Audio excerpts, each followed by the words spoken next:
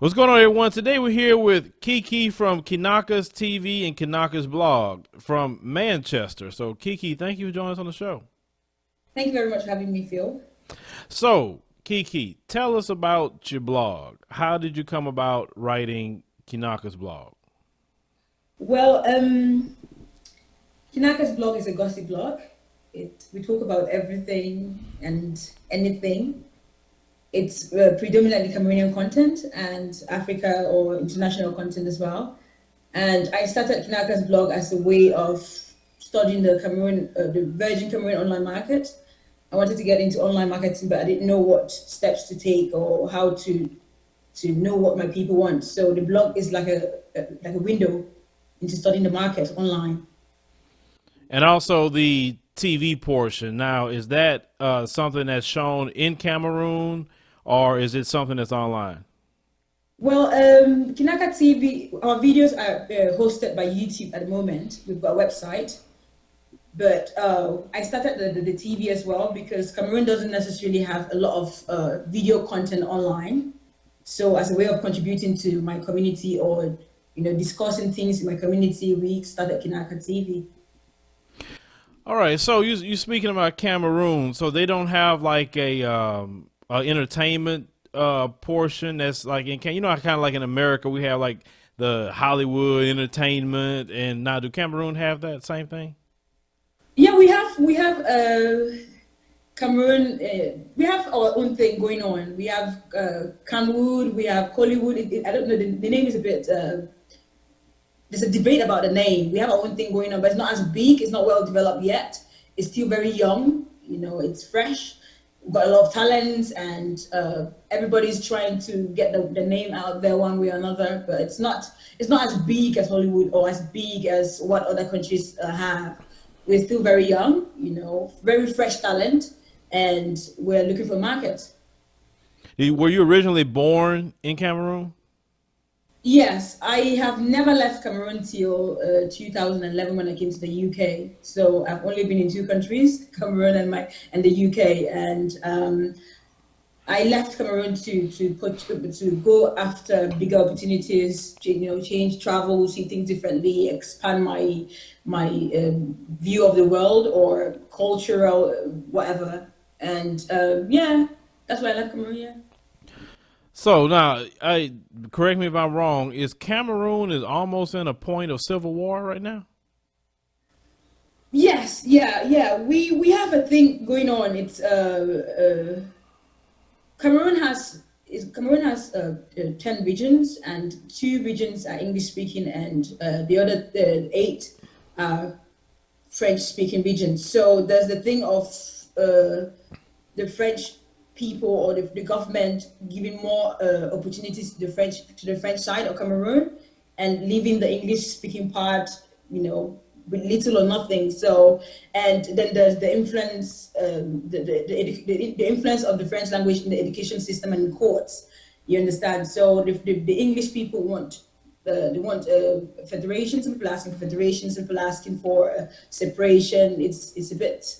I'm not into politics, so it's a bit it's a bit too much for me. But yeah, the English people want to stop the marginalization of the English community in Cameroon, or being treated as second-class citizens. So you mean to tell me, and I'm just as a Black American, France is still colonizing Cameroon so much so they're oppressing the people of Cameroon to this day?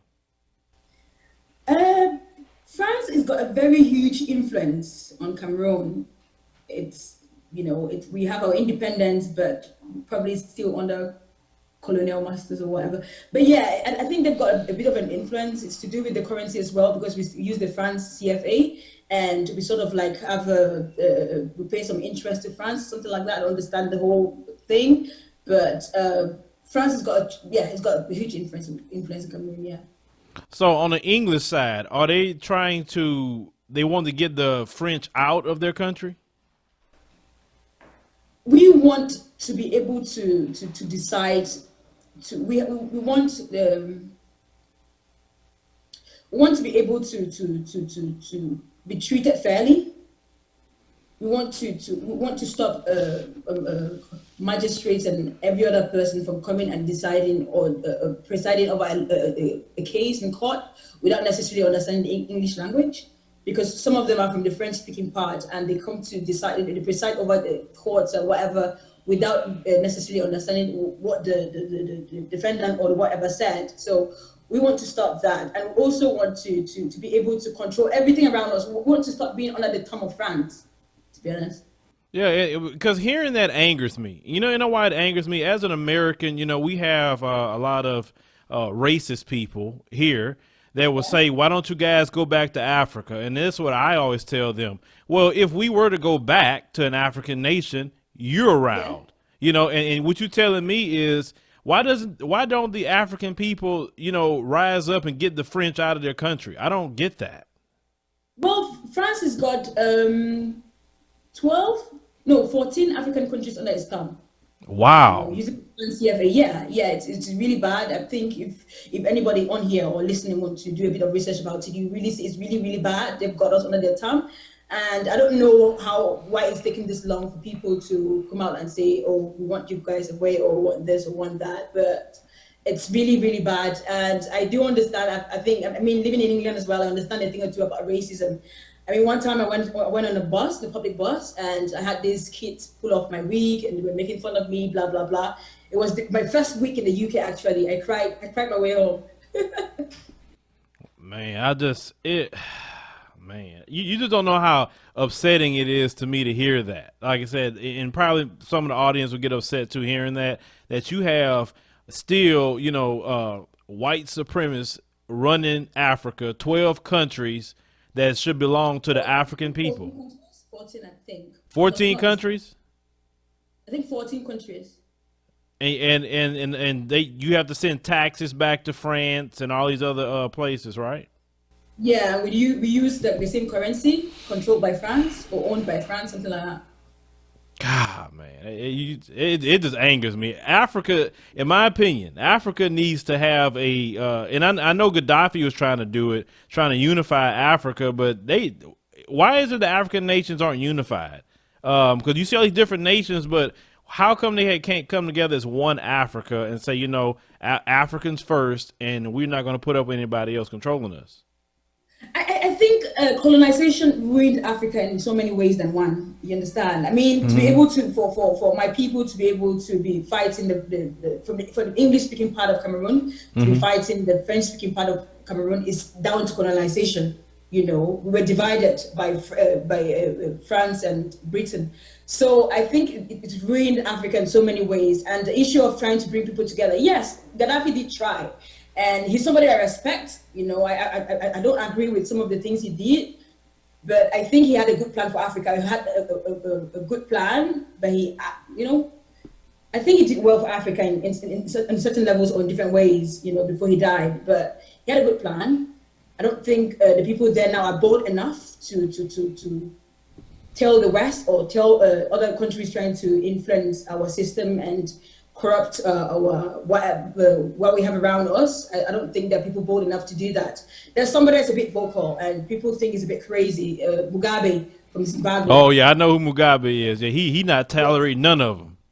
Yeah. He's a bit crazy. He would tell them off. He would say this. He would say that. I think if Africans or if African leaders can embody that, and do it in a nice way without necessarily marginalizing their own people or being funny towards their own people, will be good, because I think we've had enough. So basically, yeah, because I've looked into Mugabe, and some people have issues with Robert Mugabe, but so basically he's kind of like you guys, Donald Trump, a little bit, right? Yes, yes, but I think he's smarter than Trump. That's funny. Trump is not that smart. Yeah, well, hey, we all know that. but this is the thing. How is it, us here in America, because we are, no matter what, and they try to keep us divided, between us here in America. We all black. We all part of the African diaspora. They don't like us here in America. They don't like you. They don't like, trust me, they don't. Under the system of white supremacy, they don't like none of us. So what could we do here to possibly unify and help each other? Because at the end of the day, we all we have. Yeah, we are all we have. but I think, as I said again, it's down to how our education and all that. Because in some people say, I have friends in America would say Americans treat them a bit funny, you know, and I have American friends who say, oh, black people treat them a bit funny, you know. I think there's a lot that, I mean, Trump is saying he's going to send back everyone, he's going to send all blacks to Africa or something like that. I think he said something like that. Did he say something like that? Well, I haven't heard him say that, but like I said, good luck with that one. But Yes. I think if we can embrace, if we can stop being afraid of going back to Africa, if we can stop being afraid of connecting with our roots, you know, a friend of mine said Americans, some black Americans, they don't know where they come from, they don't care to know, you know, they just know what they know, and that's it, you know. I mean, it might be a lie, or it might be just one person's opinion of what Black Americans are. But I think if we can unite, you know, one way or another, I mean, we're a smart race, we're powerful, we're strong in different ways. If we can unite together, if Black Americans can work with Africans in one front or another, if we can if we can re-educate ourselves, change our narratives, you know, things will get better, I think. yes, and part of, you know, what we do here is we want to make a bridge to our people in African nations or different part of the world, part of the African diaspora. That's why our audience love the interviews that we've been doing with different African brothers and sisters, and because we need to know what's going on, because we can't come together unless we talk. Yeah, yeah, definitely, definitely. I was a bit, surprised that you asked me to come on the show. You know, considering the fact that I'm Cameroonian and your audience is not Cameroonian, you know. So it's a good step. It's little things like this would definitely bring us together, because when I share this to my audience, you know, they would see you and they check you out, and your audience checks me out. I think it's a bit of an exchange, and a good one for that matter, to empower Black people as well, and you know, Africans and Black Americans and all that, and also with. I might say certain things here, probably not exactly correct, or not, the facts are not correct, but I think when I raise the point of France having 14 countries under the thumb, you know, some people here might just go, okay, let me just check this out, see, you know, which it's like some sort of education, you know, so it's a good thing. It's a good thing. I'm happy to be here. Yeah, well, like I said, for us, you know, on our end, we stand up against anti-black propaganda. We definitely fight against the evil system of white supremacy all the time here, you know, through facts and just calling the stuff out that they do, not only here, but all over the world. And basically, you just opening our eyes to how far deep entrenched they are Yeah, still in our homeland. For instance, like you say, a lot of black people you're saying that don't know where they come from. That's true, because when they brought yeah, us over with the transatlantic slave trade, they took away our language, our religion, our heritage. They stripped us of everything, literally. So it's a lot of people that don't know who they are. But one way I found out, at least some of my countries of origin, is I did a DNA test. And, you yes. know, I had, you know, 25% were Nigerian. I had some Cameroon DNA. I mean, it showed all the different countries that I had ties to. So, you know, talking to you, being a Cameroonian sister, it's part of who we are. Yeah, yeah, yeah. You said something. You just said something here. You said we're trying to fight white supremacy. One thing that I also think that can work out well for everybody is this: if we put more energy in empowering our Black people rather than fighting the white supremacy, we'll do it quicker. I don't know if that makes sense. That makes Instead a of lot of going sense. there and saying that, oh, we're this, we're that, but we just empower people, you know, like, you know, change the narrative, change the mentality, change the whole thing. You know, it's different. I think it's quicker than just saying that, oh, we're Black people, we're powerful, and we're going to be this. No. If you're trying to tell somebody, changing somebody's mind, it's harder than changing yours. You understand? So I think Hmm. if we change our own perception of ourselves, you know, people would naturally fall in line with it. Correct. Because, see, like for me, like I'm not trying to convince anybody outside of who we are, what we go through, because I think there's enough education out there to see that. What we Yeah, trying to do is trying to educate our people in our community to unify. But we, like you said, we have to unify, and it's also resources in African nations that could really help us here in the United States, because you have a lot of African billionaires over there too in different African nations. They will partner with us in business, or we could go to African nations, do different business. I mean, I think it would be so much better for us if we just unify, and that's what I want us to do. Yeah, I'm very happy that you raised the aspect of business and doing business within ourselves. I think one thing that we're falling back as a community or as a people is this: we're not keeping the money within our community. Mm-hmm. We are so excited to support another business that is not Black, rather than supporting Black-owned businesses. I think if we can contribute a chunk of what goes on in the economy, then we would have key, or would have a table when it comes to decision making in the country and in other aspects or parts of the world.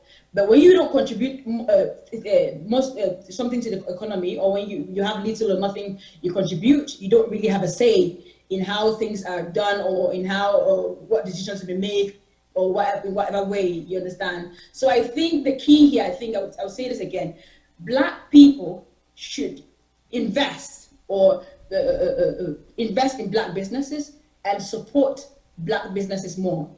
That is our power. There's a lot of strength that will come from that.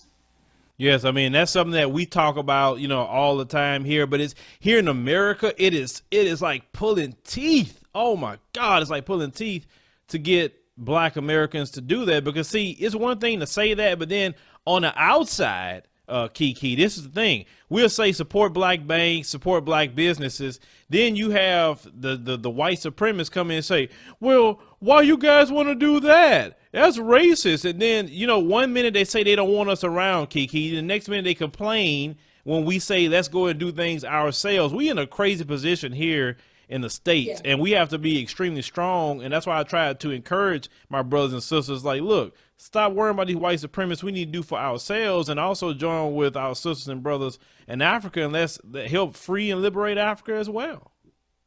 Yeah, that's true. That's true. I mean, the issue of Black people not supporting Black business is not just an American thing. I think it's in Cameroon as well. Mm-hmm. I was telling my friend the other day. I said, if we have two products, you understand, 2 bottles of water, for example, and one is I just say, okay, do you want to buy water? People are quick to pick whatever one without bias.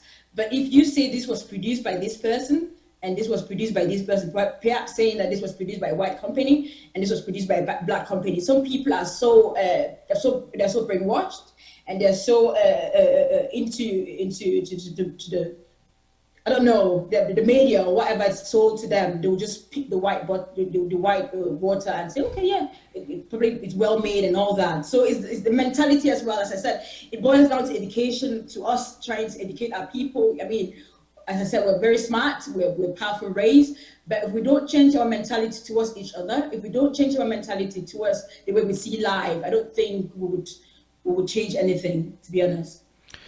It's very sad what you just told me, because I thought that we had that problem here in America where the white man's ice is colder than the Black man's ice. Yeah, exactly. But now you're telling me that it's in African nations as well, and it lets me know how deep the self-hatred is with our people. It lets me know that how this evil doctrine of white supremacy has literally permeated our people in our minds, that we automatically just hate anything that we see as Black, and we don't want to support Black. Yeah, we do. Some people are just, the chunk of Black people don't really trust Black products. They don't like them, I mean, being a blogger, I've had to introduce a few products into the market, and the reception is quite very poor. Instead of trying to figure out what the product is, people try to judge the product based on the owner of the product. Do you understand? It's a bit, it's very disturbing, to be honest. Yeah, and I'm glad you telling me all this, because this helps me more than what you think, just hearing what you're saying, that I realize that our problem is a global problem. It's not just an American problem.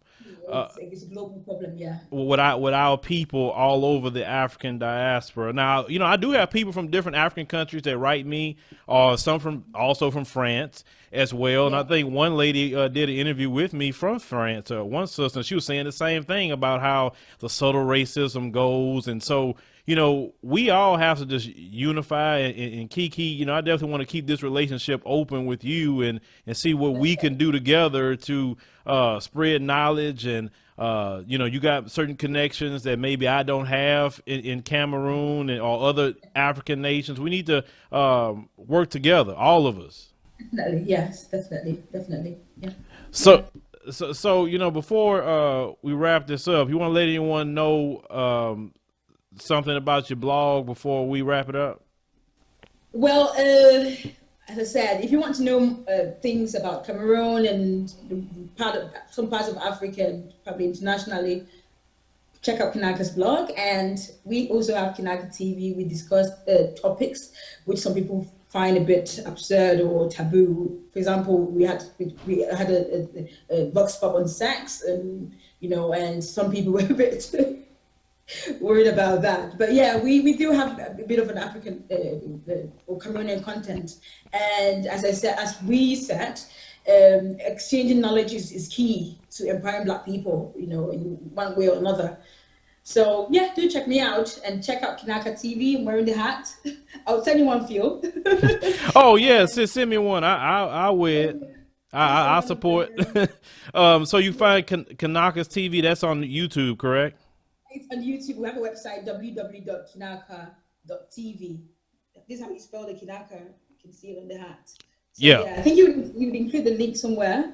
Yeah. Yes, ma'am. We definitely would do that. Well, Kiki, I want to thank you for really educating me and enlightening me on our issue that it's just not an American problem. It's a global problem. And we definitely got to stay in touch and see what we can do to work together to help our people worldwide. Okay, I hope I'm better next time. I was a bit nervous. This is my first live interview, so probably said a few things a bit.